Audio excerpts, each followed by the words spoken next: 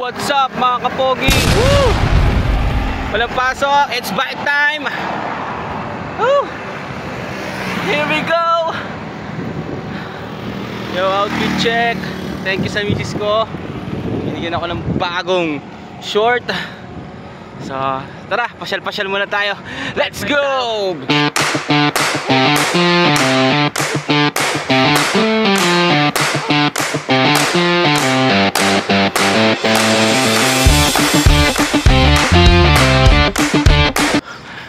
One shot.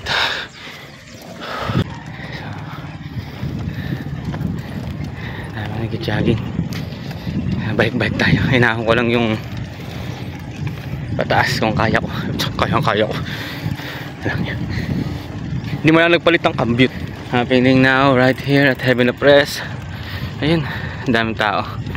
Ang ganda kasi ng sikat ng araw. So, sinamantala na nilang mga Budol Parts in the house.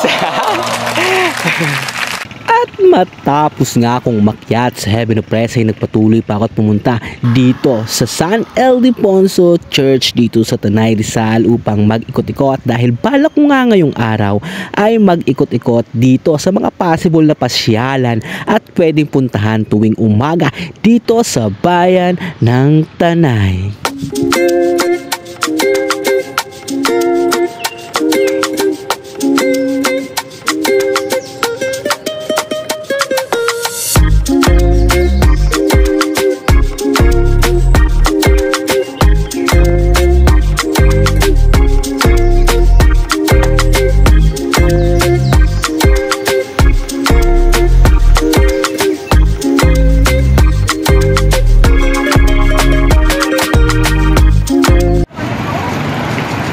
Kamiyo!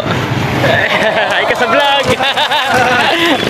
At matapos nga akong tumambay sa may simbahan ay dumiretso na ako dito sa kanilang parola upang tingnan kung ano ang bago. Hindi nga ako nabigo dahil nakita ko na maraming nagtitinda ng pagkain. Sige, mamaya tiyan ako mag-aalmusal. Ngunit ngayon ay nagpatuloy pa ako sa aking pagbibisikleta dahil gusto kong tingnan kung ano ang nasa paligid.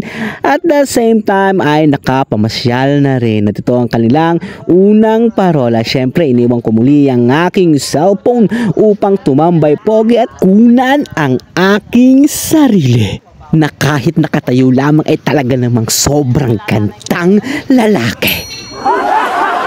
At dahil nga natakam ako kanina, kaya umorder ako ng macaroni with nilagang itlog. At syempre, kumain pogi na naman tayo dito sa may parola dahil mamaya ay pupuntahan naman natin yung isang parola doon banda sa may Wawa. At habang ako umiinom ay nakita ko nga ang isang siklista na papalapit sa aking harapan at ito'y aking tinawag.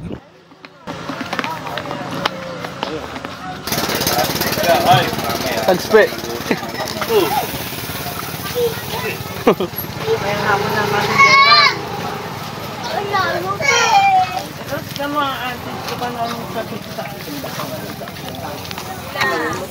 Kuya Tagspe. Yeah, Kuya Tagspe. Madadayot ba tayo? Hindi. Vlog ako eh. Kuya Tagspe the house. Sino kasama mo? Dali ako lang, umikot lang ako. Dikit muna kayo. Yung mga nakakasama ko pabalik na. Si Joey, si Topper, at saka isang Kung tiga. Topper, nasa lubong si Topper. Galing ano yun. At matapos nga namin makapagchismisa ng kaunti at makapagbalitaan ay dumiretso na ako dito sa may Wawa, ang kanilang pangalawang parola. At dahil nga medyo mainit na rin dito sa lugar na to, kaya wala na akong napansin na ibang tao maliban ka na Manong na namamaril ng isda. At nang maramdaman ko nga na hindi ko na kaya ang init, so naisipan ko nang umuwi dahil nabibila ng aking balat at mukha sa araw. Sayang ang rejuve.